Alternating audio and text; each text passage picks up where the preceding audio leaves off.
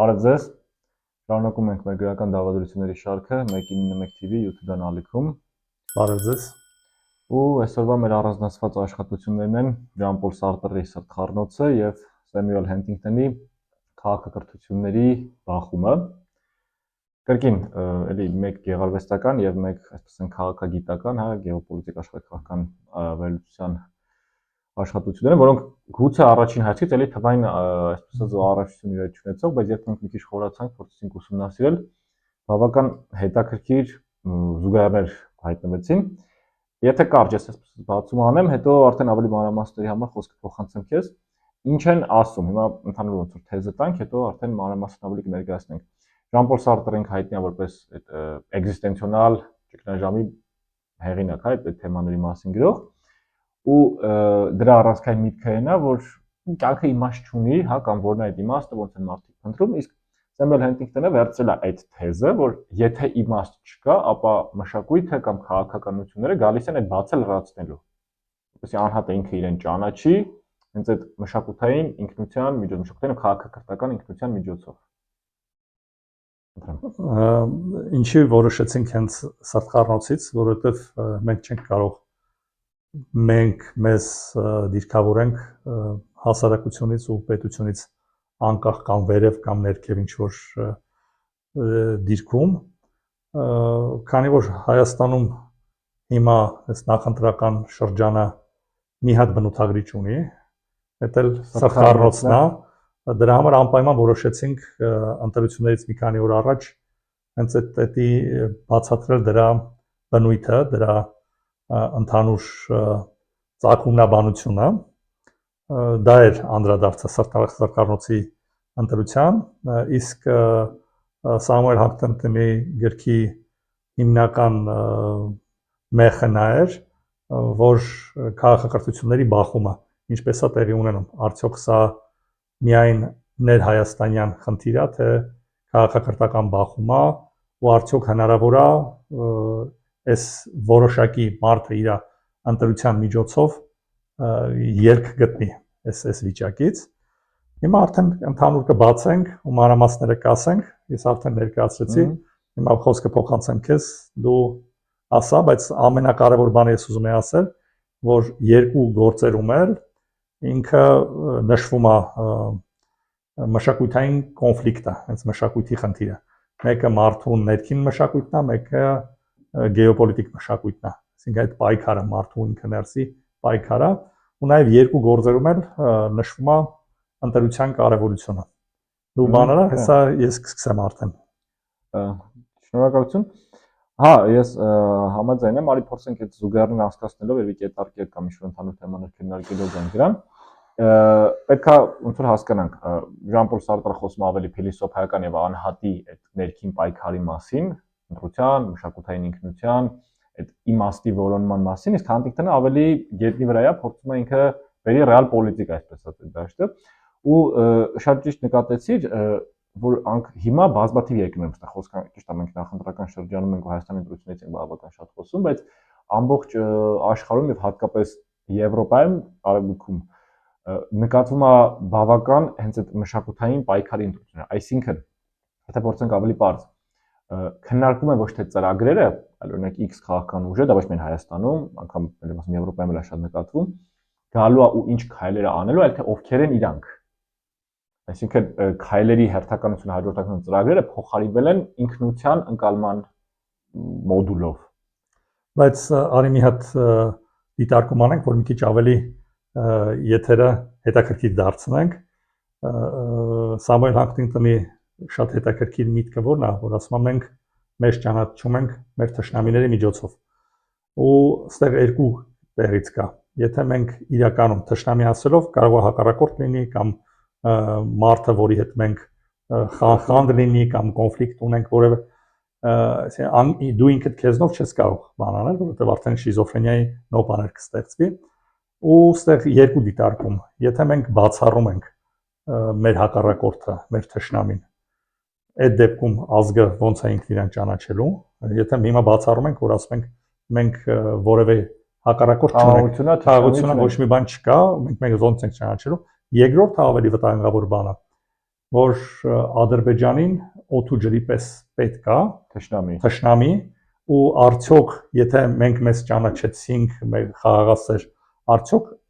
նույնիսկ ինչ որ փաստաթղթեր անրջային ստորագրվելուց կամ ոչ անրջային ստորագրվելուց հետո Ադրբեջանը չի շարունակելու հենց թշնամու իմիջը ձևավորել հայի դեմքով ինքն իր ազգին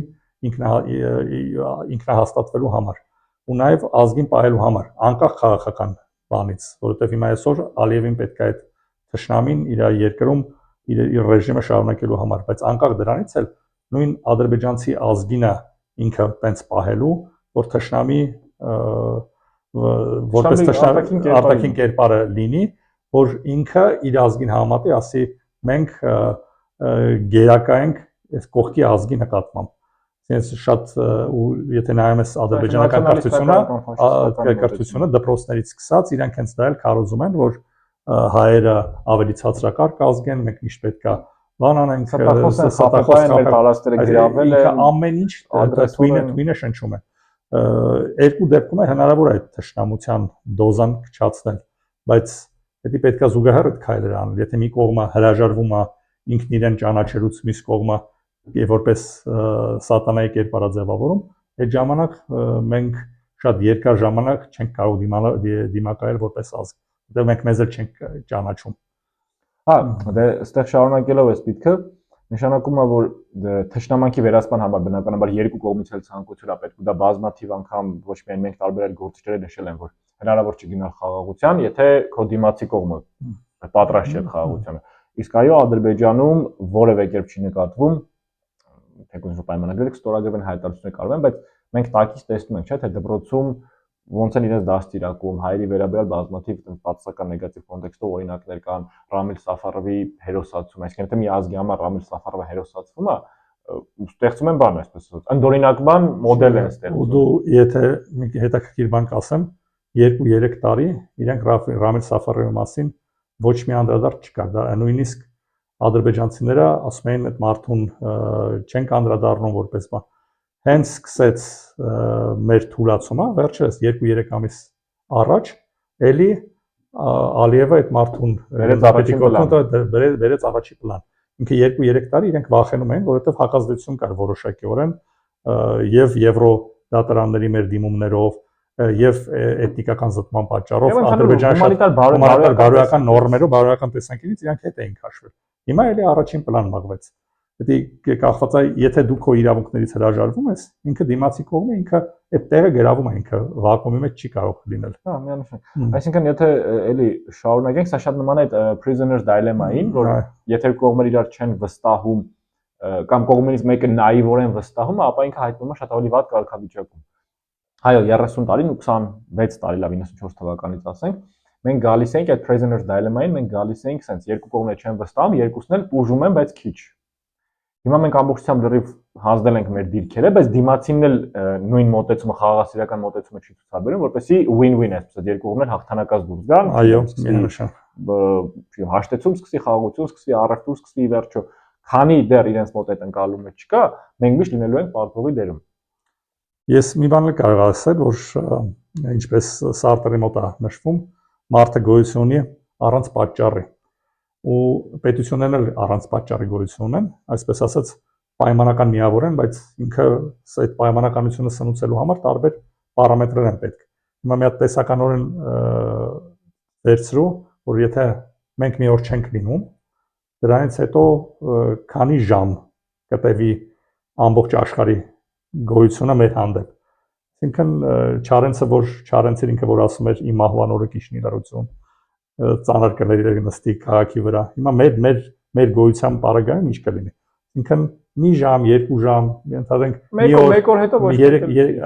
ու ուրիշ բաներ եմ ուզում անդրադառնամ։ Եթե վերցնենք հայկական քաղաքակրթության վերացումը Հայաստանի պետության, ինչ կլինի կամ ինչ եղավ Արցախի հետ։ Այսինքն ինչ եղավ կամ այսօր որ եկեղեցի են պայթացնում կամ այսօր ամեն ինչ ոչնչացնում ինչ եղավ։ Ամբողջ աշխարհը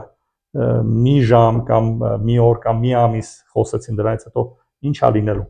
ասածս նա է եթե վերցնում ենք էգզիստենցիալ փիլիսոփայության ընդհանուր առանցքը որ դու ես արժևորում քո գոյությունը քո պետության գոյությամբ։ Եթե չէ, եթե վերցնեք իմաստ ես հաղորդում, սա է ընտրությունը, որ դու քո ընտրությամբ, քո գոյությամբ, քո քայլերով դու իմաստ ես հաղորդում։ Եթե դու պետքա չլինես, դու հրաժարվում ես լինելուց։ Արդեն վերջ, որևէ մեկին դա չի հետաքրքրում։ Հաջորդ օրը դու չես լինելու։ Սա բերենք, եթե բերենք Huntington-ի դաշտ, շատ դրա համար զծի ավելի այսպես քաղաքակրթական, ինչ ես դու ասում, ու ինչ ես համաձայն, ինչն ասում Սարտր այդ մեկնաբանությունը, ինչ ես համաձայն եմ, որ անգամ այդ հումանիտար, մարդասիրական, քաղաքակրթական եւ մնացած այդ գործիքակազմը աշխարհի ինքը էլի վերջին հաշվով աշխարհակաղակական գործիքա X պետության վրա ազդելու համար։ Այսինքն եթե պետք է Ադրբեջանին ճնշել, կարող են ճնշել Ադրբեջանում, Ստեփանակերտում հայկական մշակութային ժառանգության վերացման համար։ Եթե տվյալ պահին ոչ մեկին դա պետք չի, այդ ամենը մղվում է երկրորդ պլան, այսինքն պրոստը ուշադրություն չեն դարձնում։ Դու պետքա պատվեր ուղարկես։ Եթե դու տեր չես կանգնում քո ունեցածին, որևէ մեկը քո համար տեր չի կարող կանգնել։ Չէ, ես համաձայն եմ, բայց օրինակ ՄԱԿ-ի կամ ՅՈՒՆԵՍԿՕ-ի կամ մնացած այլ երկրների կանոնության մեջ գրած չի, որ Հայաստանը պետքա պատվեր ուղարկի։ Իրանք ասում են, որ եկեղեցական մշակութային ժառանգությունը դա բացարձակ արժեք է, չէ՞։ Պատմական արժեք է, եկել է 100 տարի, 1000 տարի առաջ կառուցված եկեղեցի է, որը ինքը մշակութային արժեք է ներկայացնում կամ կրոնական։ Իրենք չեն խոսում այդ թեմայով, եթե տվյալ պահին իրենց քաղաքականապես դա ձեռք չի տալիս։ Այսինքն կա ինչ-որ որոշակի կոնսենսուս, մենք մեր մասով չենք անում, որևէ կերպ չեմ հերքում, այո, Հայաստանը այդ շահերը առաջ չի մղում, բայց անգամ այն կառույցները վերպետական, հա, ասենք, միջազգային կառույցները ՄԱԿ-ի գլխավորությամբ կամ մյուս կառույցները, ովքեր հենց իրենց միսիան, առաքելությունն է դա, իրանք էլ դրա վրա աչք են փակում։ Որովհետև այդ մշակութային բարոյական այդ ամեն ինչը ստորադասվում է աշխարհակաղակականությանը։ Հիմա ուրիշ բան ասեմ, եթե Լևոն ջան, եթե դու քո ազգային արժեքին իմաստ չես տալիս, դրանից հետո ոնց կարող է ուրիշ մեկը քո փոխարեն դրան իմաստ տալ։ Եթե հիմա այս գրիչին իմ համար որևէ արժեք չունի, ես իմաստ չեմ տալի այս գրիչին, ուրիշ մարդը ինչի պետք է սա արժեք տա։ Դե լավ, մարդկային կյանքը արժեք է, չէ՞։ Համամարտկային արժեք է։ Եթե Օսմանյան կայսրությունում ցեղասպանություն է լինում։ Հիմա բայց նաև Սամուել Հանթինգտոնի շատ մի հատ հետաքրքիր բան է, չէ՞, ինքը ասում է մարդիկ մոլորության մեջ են հայտնվում, երբ որ մտածում են, որ արժեքները դա համամարտկային են, ունիվերսալ են, ինքը բոլորի համար ունիվերսալ է։ Այո, ինքը ունիվերսալ չի կարող լինել այդ արժեքը։ Դու ես առաջ մղողը, ու այստեղ գալիս է նաև ուրիշ հարց։ Եթե դու տեր ես այդ քո ընտրությանը, թե տեր չես, եթե դու տիրոջ վիճակից հանձնում ես քո ընտրությունը, ինքը մեխանիկորեն ով ինչ կուզի կանի դրա հետ շահարկա։ Դու տալիս ես ուրիշին, ինչպես բանի հետ կապված ասեցիր դե Արցախում իրենց տարածքն է,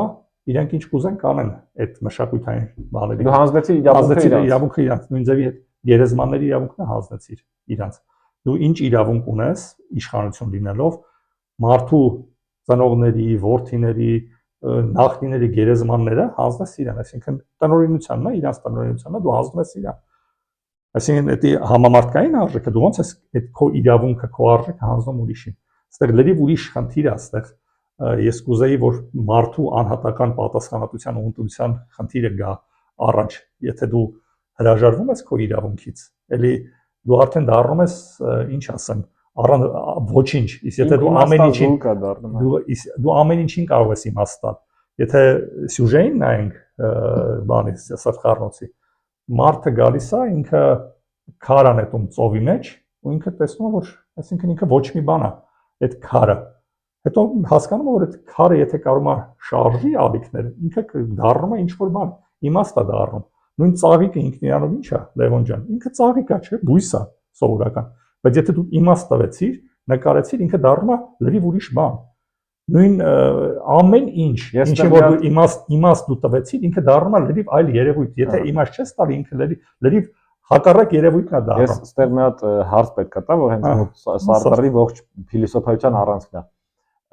Կա ենթադրություն, կա կարծիք, որ անգամ այդ իմաստ հաղորդելը դա պատրանք է։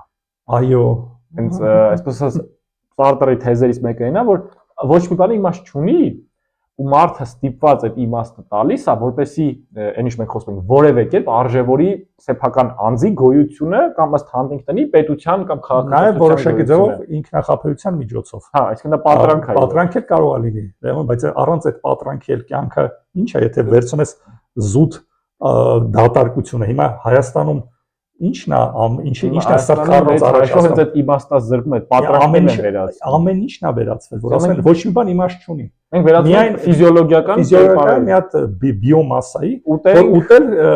ուտել եւ ճղճղալ, ուտել եւ ապարել, երգել, այսինքն դու բիոմասա ես վերածվել։ Էս է սրտխառնոցը մարդկանց։ Ինքը դու որպես մարդ ու դրա համար ինչի են ադրբեջանցիները ինքնահաստատվում, որովհետեւ ամեն օր իրանք հերոստատեսություն նայում են, ընտրաշավը կառուցվում է Հայաստանի մարդ ընտրելու ուտելու վրա, պերաշկի ուտողները ուտում են պերաշկի, կարտոշկա ուտողները ուտում են կարտոշկա ուտողներին, խորոված ուտողները, այսինքն խայտարակությունը սա աշխարհում որևէ միտեղ sense բան չի կարելի որ իմաստ չլինի, որևէ ուտելը որն է ցույց տալը, ուտելու ցույց տալը որն է, բայց դու հրանայի սրտխառն չեմ ասում որ բանի կենթայիների պաշտպանության բաները որ այդքան մարդիկ վիգաններ կան, մարդիկ, որոնք որ իսկականից տհաճ է իրանց ամեն օր այդ խոզմորթել, անասուն մատաղանել այդ տեսնել, հիգիենայի խնդիր էլ գոյություն ունի։ Այստեղ ես կուզեմ կրեդիտ տամ ընդդիմությանը, որ իրանք այդ օրինակ այդ դաշ չեն մտնում։ Չեն փորձում ոչ մրցել, ոչ անգամ չեն էլ անդրադառնում դրան, աշխատում են հնարավորինս զերծ մնալ, որովհետև իրանք հասկացել են, որ բնականաբար Նիկոլ Փաշինյանից լավ ավելի ուժեղ Նիկոլ Փաշինյան չեն լինի իրենք։ Ու երկրորդը ինչ դու նշում ես, որ դա հակահիգիենիկա լավ, առնվազն քաղաքական առումով։ Դու աշխարհի լիդերներին, իրենք ասում են, բայց աշխարհի լիդերները չեն ուտում հացը, ուտում են զուգարանել են, սեքսով են զբաղվում, լողանում են, բայց դա չեն նկարում։ Այդ լրիվ ուրիշ բան է քաղաքականությունը։ Այսինքն դու պետքա արժեք ստեղծես, դու պետքա իմաստ տաս ամեն ինչին։ Եթե մենք իմաստը փորձում ենք տանք մեր անասնական ինստինկտներին, այդ լրիվ մենք դառնում ենք մի հատ ինչ ասեմ այդ հոտ, որը որ ով ինչ կուզի կանի։ Ալիևը դուք երբևէ, չգիտեմ, ես խորհուրդ կտամ երբեմն ադրբեջանական կայքեր մտնել եւ կարդալ թե հայի կերպարը ոնց է ձևավորվում։ Ու մենք էլ ջրաղացին ջուր ենք լցնում։ Ամեն օրյա ռեժիմով իրանք էլ ասում են, բա որ մենք ասում էինք այս ազգը էսա, սրանց հետ sense պետքա վարվեն։ Դրանք խոզմորթող, պերաշկի ուտող, չգիտեմ, չէ, որը բան է ավտոբուսներում հաց ուտը իրար թափել, ինչ ասեմ, իրար վրա ուտելիքը շապատել, լկտի բառապաշար, ինքը քաղաքակրթորեն, ստե քաղաքակրթական պայքար է։ Ինչի վերադառնում ենք էլի Հանտինգտոնին ենք վերադառնում, ասա քաղաքակրթացին ինքը ասում է, ես ավելի քաղաքակրթորեն ավելի բարձր եմ, քան թե իրանք, որտեղ ես երբեք ինձ թույլ չեմ տա այս բանը։ Դա որովհետեւ ավելի շատ իրավունքներ են երբեք թույլ չեմ տա, հիմա Ադրբեջանում են լիդերներ եղել, նա բանից Ալիևից առաջ, այդ պարտություն են գրել, եղել է Մութալիբովը, եղել է Էլչիբե, դու երբեք խոսույթում լսել ես, որ անձնական վիրավորանք Էլչիբեի եւ բանի հասցեն։ Քաղաքական ինչ-որ process-ում կարող է քննադատություն լինի, բայց անձնապես կարող է վիրավորել։ Ղեկավարի նախագահ ինստիտուտի հանդեպ ամեն ինստիտուտ, բոլոր ինստիտուտները դու երբևէ թույլ կտա որևէ քաղաքական գործիչ ադրբեջանցի ինքը իր հոգևոր առաջնորդին ինչ որ մի հատ բան ասի։ Այստեղ ինչ կլինի այդ մարդու հասարակության հետ կապված։ Ես կուզեմ մի օրինակ բերեմ 35 տարվա մեջ Ադրբեջանում այսպես ենք մի անգամ են իրանք այդ մասով բաց թողում ունեցել, որ Մութալիբովի համար խոջալու է։ Երբ Մութալիբովը խոջալուն ներկայացրեց այդ իրադարձությունները, որպես որ ընդդիմությունն է դա կազմակերպել, ուստեղ տես, ինքը դա մի անգամ ասեց, չէ՞։ Ու մենք մոտ 15-20 տարի մեր հակաքարոզչությունը կառուցում ենք այդ թեզերը, անգամ ձեր նախագահն է ընդունել, որ խոջը, այո։ Այսինքն մենք վերցրեցինք այդ Ադրբեջանի առաջի դեմքի թեզը ու դա էլ եմ ասում, չենք խորանում դա ոնց ա եղել, ինչ ա եղել, հարցը չի, բայց որ ոնց են այդ երկու հակամարտող պետությունները մեկը մյուսի թեզերը օգտագործում։ Դա էլ թշնամու կերպավորներն վերադառնանք, մեզ թշնամուն հասկանալու համար դու պետքա քեզ ինքդ քեզ հասկանալու համար պետքա հասկանաս։ Ու իսկ հիմա մենք ամենօրյա ռեժիմով ոնց ենք սնուցում այդ ադրբեջանական։ Ու այս սնուցումը քանի տարի ա տևելու մենք դրատակից դուրս գալու համար։ Ինչի համար մի հատ իշխանություն պահելու համար քանի տարի ա պետք ապագա իշխանություններին մեր ազգը խայտարակությունից վերհանելու համար։ Ինչ որ գոնե մինուսավոր կետից գոնե զրոյական կետին հասցնելու համար։ Ամեն դեպքում արի բան անենք, ամփոփենք ու ստեղ էլի կուզեմ Սարտերին վերադառնալ, որ ասում է մարդը ծնվում է առանց նպատակի եւ ինքն է ձևավորում իր ընտրությունը։ Ինքը մենք ով բոլորս էլ ծնվել ենք առանց նպատակի, բայց մենք մեր ընտրության միջոցով մենք ձևավորում ենք մենք մեզ, ինքներս մեզ։ Ու քանի որ մոտ օրերս էլի ընտրություններ են, ես կուզեի, հա, մեկ շաբաթից ես կուզեի, որ մենք այդ պատասխանատվությունը մեր վրա վերցնենք։ Այսինքն մենք ձևավորենք ձևավորենք, ոչ թե դա փոխանցենք ուրիշներին, կլինի, չգիտեմ, Ռուսաստան, Արևմուտք կամ հաստատելու տեսքով։ Ինձ ես այստեղ մի բան էլ կուզեի վերջում ավելացնել, որ Հացիկտյանը շատ հետաքրքիր նշում է, որ քաղաքակրթությունները դա վերպետական երևույթներ են, այսինքն մի քիչ սահմանափակվում մեկ պետության սահմաններում։ Ու այստեղ պետքա ցավոք նշել, ոնց սկզբում ասացին, որ մենք անկավես պայմաններում մենք ընդունել ենք խաղի կանոնները, որ ընտրում ենք ոչ թե գործողությունների, քայլերի, ծրագրերի համար, այլ ընտրում ենք այդ քաղաքակրթական ընտրություն ենք կատարում։ Այսինքն մենք ուզում ենք Ռուսաստանի հետ լինենք, թե Արևմուտքի, ուզում ենք ավելի ավանդական ազգային արժեքներ կրող ուժերի, թե ավելի լիբերալ ու գլոբալիստական ուժերի։ Այսինքն այդ նարատիվը մտել է դաշտ, որ այնց սև ու սպիտակ է, էլի 50-50-ա։ Եթե դու X ուժի կողմնակից ես, ուրեմն դու ռուսամետ ես։ Եթե Y-ի, ապա արևմտամետ կամ ավելի լիբերալ ես կամ ավելի պահպանողական ես։ Այսինքն այն գորշ հատվածը, հա, որ ասենք օրինակ դու կարող ես պայմանական ոչ ռուսամետ ես, ոչ արևմտամետ, բայց ուզում ես այսինչ ուժին այնինչ գաղափարի կամ իրենց քայլերի համար, դա միանգամից մղվում է լուսանցք։ Որովհետև շատ հեշտ է այդ 50-50, հա, այսպես ասած, սահմանային կետում մարդկանց մոլորեցնել։ Ու մի հատ նկատառում ասեմ, որ Հայաստանի պատմության մեջ երբևիցե չի եղել, որ ընտրությունը ոչ թե կատարվի պետության ներսի գաղափարների ուժերի հետ կապված, այլ դրսերի քաղաքակրթությունների միջև։ Սենց բան պատմության մեջ չի եղել։ Այսպես միջամտություն էլ չի եղել։ Ու այսպեսի միջամտություն երբևիցե ոչ միայն դուք նայ ովքեր ԵՄ, Ռուսաստան, ինչ ասեմ, Ադրբեջան, Թուրքիա, հլնայ ովքեր են խառնված, ես չգիտեմ, ես ինչ է կատարվում։ Մենք խոսում ենք ինքնիշխանություն։ Մենք խոսում ենք բարձրագույն մակարդակն, եւ դու չի ալարում կոնկրետների մասին։ Ով ասես, դրանցից յուրաքանչյուրի կես բառը թույլ կտար այլ երկրներում կամ այլ պայմաններում։ Ինքը ընտրությունները բանանել, չեղարկել։ Բայց էսի բոլորը ով հասել է, ինչ ինքնիշխանություն, որ ով հասցրել է, ինքը խոսացել է կոնտրությունների մաս։ Այսինքն այստեղ տարբեր խմբերի պայքարը, տարբեր պետությունների կռիվ գեոպոլիտիկ կենտրոնների հաղորդային պայքարը գնում, այո։ Դե ես հուսով եմ մեր ազգը ճիշտ ընտրություն կկատարի։ Նախ էլի ասել ենք եւ պետք է 100 անգամ պետք է ասել, որ պետքա գնալ ընտրության, պետքա մասնակցել, այդ պատասխանատվությունից չխուսափել։ Թե ում դա արդեն ամեն